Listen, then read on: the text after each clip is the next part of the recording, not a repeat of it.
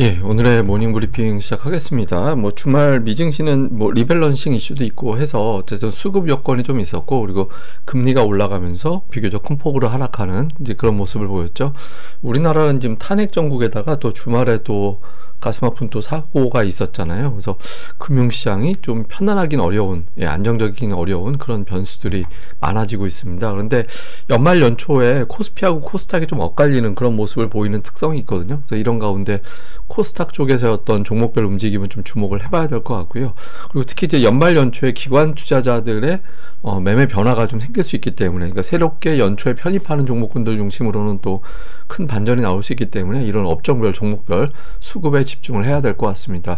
우선 주말에 미증시는 모든 업종이 하락했어요. 그러니까 플러스한 업종 없이 대부분 하락을 했는데, 뚜렷하게 악재가 있었다라기보다는 포트폴리오 재편을 위한 리밸런싱, 그리고 이제 또 세금 감세 정책을 위해서 세금을 좀 깎아주는 그런 정책을 갖다가 그대로 누리기 위해서 손실날 종목을 손실을 확정 지어버리면 세금을 또 깎아주는 그런 제도들이 있거든요. 그래서 그런 것들 위해서 이제 매도 수급이 좀 우세해지는 그런 모습이 나오면서 전반적으로 하락하는 그런 모습을 보였습니다. 그래서 금리가 올라간 게 이제 핑계긴 한데, 달러 인덱스는 하락했거든요. 그래서 금리가 올랐기 때문에 증시가 크게 빠진 거 이렇게 갖다 붙이기는 달러 감안해 보면 좀 애매한 것 같고, 그래서 미증시는 그냥 수급 때문에 빠졌다 이 정도로 보면 될 것 같고요.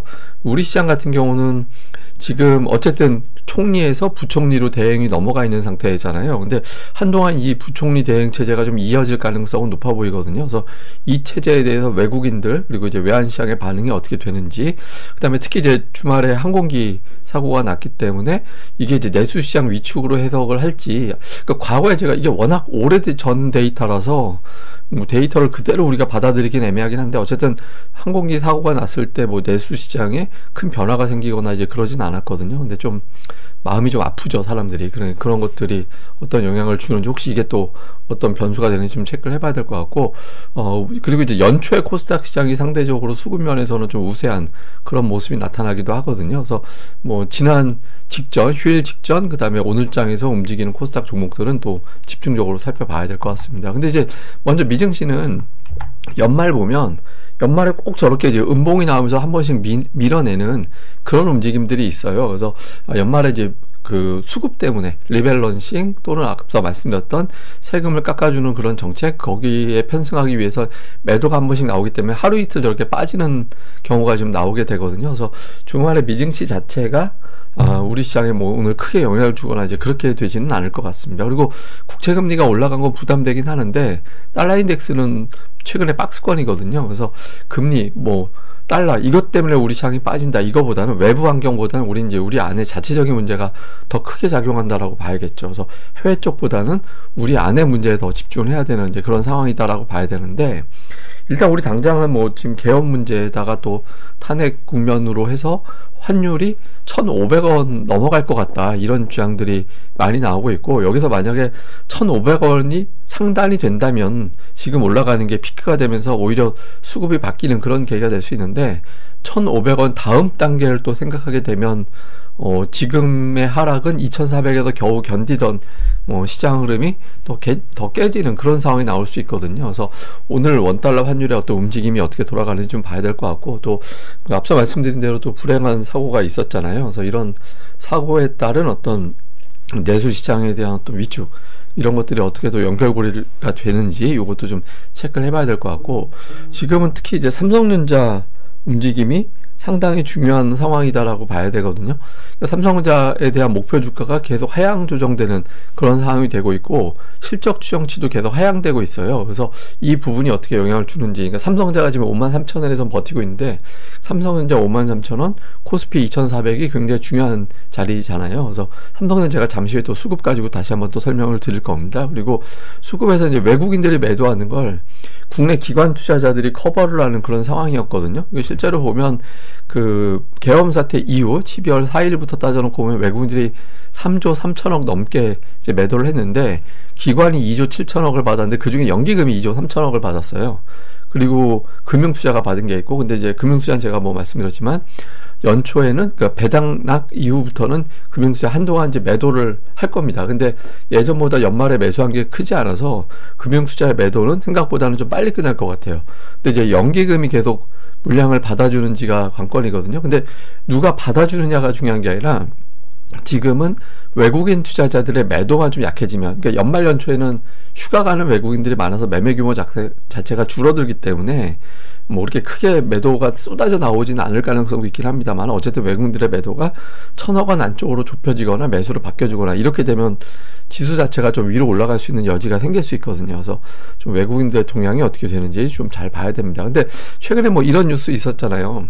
그 텍사스 교직원 연기금이 156조 원을 굴리는데 한국 비중을 낮췄다. 이거 되게 겁나는 것 같이 보이잖아요. 그래서 뭐 0.98%에서 0.49%로 줄였다. 근데 이거 실제로 보면 그 곱하기를 해서 비율로 따지면 1조 5천억 정도 매수하던 거 7,600억이니까 한 7,600억 정도 줄이는 거예요. 그리고 이미 이제 줄이고 있다라고 봐야 되니까 남은 물량은 저거보다 적을 거거든요. 그래서 저런 뉴스 나와서 뭐 물론 이제 비슷하게 줄이는 다른 곳들도 또 있긴 하겠지만 최근 들어서 외국인들 매도 자체가 좀 크진 않았기 때문에 저렇게 나오는 뉴스에 대해서는 그렇게 크게 의식할 필요는 없는 것 같습니다. 근데 실제로 보면 최근에 외국인들의 매도가 좀 평평해지는 그런 움직임들이 나오고 있거든요. 이게 이제 연말 휴가 가서 매도가 멈춘 건지 아니면 올해 외국인들이 전체적으로 상반기 대규모 순매수, 하반기 대규모 순매도 하면서 연간으로 제로가 됐거든요. 그래서 이걸로 이제 매도 국면이 끝난 건지 요게 이제 되게 주목이 되죠. 그래서 뭐 이번 주는 이제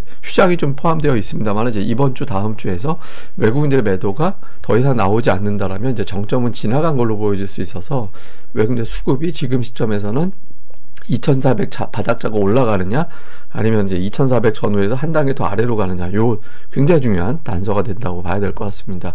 근데 최근에 이제 대형주 수급을 보면 삼성전자는 지난주에 매도가 줄어들긴 했어요. 그러니까 매도하다가 200만 주 매수 들어왔다가 130만 주 매도하고 그 다음에 쉬고. 근데 이게 이제 앞서 말씀드린 대로 연말에 외국인들이 휴가를 가기 때문에 그것 때문에 줄인 건지 아니면은 실제로 매도가 끝난 건지는 잘 모르겠어요. 그래서 어쨌든 삼성전자 매도가 줄어드는 것 자체를 계속 봐야 될 거고, 다른 종목 보면 하이닉스는 외국인들이 꾸준하게 매수하고 있거든요. 뭐 지분율이 크게 높아진 건 아닌데 외국인들과 기관의 매수가 계속 들어오고 있잖아요. 그래서 하이닉스가 이럴 때 이제 어느 정도 방어해주는 역할을 할지, 그 다음에 2차 전지는 열심히 빠졌죠. 최근 되게 많이 빠져있는 상태에서 기관의 매도가 이어졌는데 배당 기준일 딱 지나고 나서 일단 첫날에 외국인 기관이 동반 매수했거든요. 근데 최근에 2차 전지가 워낙 안 좋은 뉴스들이 많아서 계속 빠지고 있는데 지수에 좀 발목을 잡는 역할을 하는지 이제 좀 수급 구도 봐야 될 거고, 그 다음에 이제 자동차주는 제가 자동차주를 보여드리는 건, 그러니까 미국에서 지난주 주요 종목 중에서 가장 강했던 종목 중에 하나가 GM이었어요. 그러니까 자동차주가 GM이 지난주 한 5% 정도 올랐거든요. 근데 현대차, 기아차는 그렇게 크게 올라간 건 아니지만 기관의 매수세가 꾸준하게 들어오고 외국인들은 팔고 이게 좀 엇갈려 있는 상태인데, 기관이 계속해서 물량이 들어오게 되는지, 만약에 이렇게 되면 뭐 그 주변주를 또 챙겨봐야 되는 그런 상황이 생길 수 있죠. 그래서 현대차의 어떤 수급 추이 이런 것들도 좀 봐야 됩니다. 그 외에 뭐 철강이나 금융이나 이런 종목군들도 여러분들이 이렇게 길게 열어놓고 최근에 수급 동향이 어떻게 돌아가는지 좀 볼 필요는 있는 것 같아요. 그 다음에 코스닥 쪽에서는 지수보다 크게 올라간 거는 반도체, 그 중에서도 HBM 관련된 종목군들이 최근에 수급이 좀 좋은 편이죠. 그래서 이게 좀 상대적으로 강하고, 테마에서는 양자 컴퓨터 관련된 종목군들이 가장 강하죠. 그 다음에 이제 제약바이오가 좀 부진하다가 지난주 중반 넘어가면서부터 알테오젠이 조금 올라오는 모습을 보이고 있고, 좀 약한 거는 이제 엔터와 에코프로비엠 이런 이제 2차전지 종목군들은 약하고, 이게 순서를 보면 이 순서로 되어 있거든요. 요 순서에서 요게 이제 그대로 고정이 되면서 이제 연초로 가는 거인지 아니면은 이게 역순서로 바뀌게 되는지가 되게 중요하거든요. 그러니까 여러분들 이렇게 주요 업종별 차트 쭉 보면서 지금 가장 수급이 탄탄하게 들어가는 게 뭐가 되느냐, 이걸 자꾸 매일같이, 지금은 연초 장세가 굉장히 종목들, 올라가는 종목들 되게 세게 올라가는 시기이기 때문에 그런 걸 좀 체크를 해봐야 될 것 같습니다. 근데 제가 이걸 자꾸 보여드리는 건, 코스닥이 1월 첫 주에 최근에 10년 중에서 8년 올라가고 2년 빠졌거든요. 코스피는 6년 빠지고 4년 올라가고, 그러니까 금융투자가 매도하는 쪽, 양도세 관련 이슈 이후에 매수가 붙는 쪽 갈리잖아요. 그래서 이런 것들을 감안을 해보면 코스닥 쪽에서는 뭐 지수는 빠질 수도 있겠지만 종목 장세는 전개될 가능성이 높아서 코스닥의 종목 변화는 또 계속해서 좀 집중을 해봐야 될 것 같습니다. 자, 좀 요약을 해보면 마지막 거래일입니다. 코스닥 시장의 어떤 움직임인데 저는 이거를 지수보다는 어떤 업종이 움직이느냐, 이게 이제 마지막 뭐 윈도우 드레싱일 수도 있겠지만 연초를 노리는 매수가 붙을 수 있거든요. 그런 것들을 봐야 되고, 코스피는 이제 2400 2400포인트를 볼 거예요. 그러니까 최근에 7번 2400을 장중에 깼다가 종가로는 6번을 2400 위에서 끝났거든요. 그 밑이 되면 외국인들 매도는 굉장히 얇아졌고, 그래서 지금 이게 주말 사이 이제 미증시 영향도 있고 해서 초반에 어떻게 되는지 좀 봐야 되는데, 어쨌든 종가 쪽에서 이 패턴이 좀 이어지느냐, 그 다음에 지금 정세 불안이 좀 이어지고 있는 상태인데 외국인들이 또 휴가 가서 거래는 축소되죠. 근데 축소되는 가운데서도 매도를 많이 하면 외국인들 심리가 굉장히 안 좋은 걸로 해석될 수 있거든요. 과연 그쪽으로 가는지 반대로 가는지, 여기 이제 1월 시장을 좀 가늠해 올 수 있는 중요한 계기가 되고, 무엇보다 이제 지금 매수 들어오는 건 연초 보고 매수하는 거잖아요. 예, 뭐 윈도우 드레싱보다는 지금은 뭐 1월에 우리는 이걸 올릴 거야, 이런 의지를 일부 보여주는 걸로 볼 수 있기 때문에 어떤 종목을 매수하는지를 집중적으로 봐야 될 것 같습니다. 또 오늘 이제 준비한 건 뭐냐면, 이제 어제 하나증권에서 나온 보고서 중에 이런 내용이 있더라고요. 그러니까 2년 연속해서 플러스 성장을 하는데, 이게 보시면 2년 연이어서 그러니까 플러스 성장, 이익이 증가되는 업체, 이익이 증가되는 업종, 그러니까 이런 것들을 좀 보면 이익은 증가되는데 마이너스 난 수익률 업종들을 쭉 보여주는 거예요. 그래서 뭐 반도체는 아무래도 이제 삼성전자 영향이 크다라고 봐야겠죠.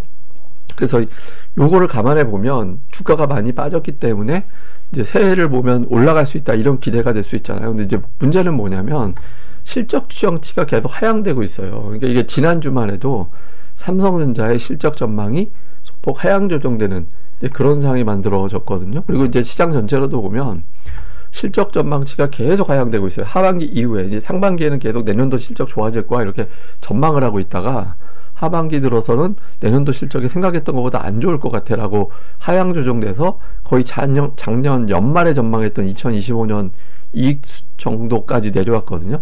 그러니까 투자자들은 삼성전자가 많이 빠졌다라는 것을 알고 있는데 과연 내년도 실적 추정치가 달성이 될 수 있는 거냐, 그러니까 그거에 대해서 이제 궁금해하고 있는 거거든요. 그러니까 아마 이제 1월 2주차에 삼성전자 실적이, 잠정 실적이 나올 텐데 그때 전후가 우리 증시에 어떤 큰 변곡이 되지 않을까. 그러니까 이제 올해로 이제 삼성전자 바닥은 친 거야, 이렇게 이제 판단을 하면서 25년도는 실적이 작년도만큼 좋아지진 않지만 주가는 너무 빠졌어, 이렇게 해석을 할 수도 있고, 올해 전망 이제 내년 시각으로 볼 때 25년 전망 모르는구나 라고 이제 바뀔 수 있거든요. 그래서 그 전까지는 제가 보기에는 시황의 변화보다는 그냥 종목들, 코스닥 종목들의 어떤 변화가 생길 것 같고, 삼성전자 잠정 실적을 보면서 그때부터 이제 시황은 좀 정돈되지 않을까라고 일단은 보고 있습니다. 뭐 그 외에 이제 변화가 생기거나 또 다른 변수가 생기면 뭐 또 다른 변수가 생기겠죠. 지금 우리나라 증시나 여러 가지 상황 자체가 워낙 다이나믹하니까. 그래서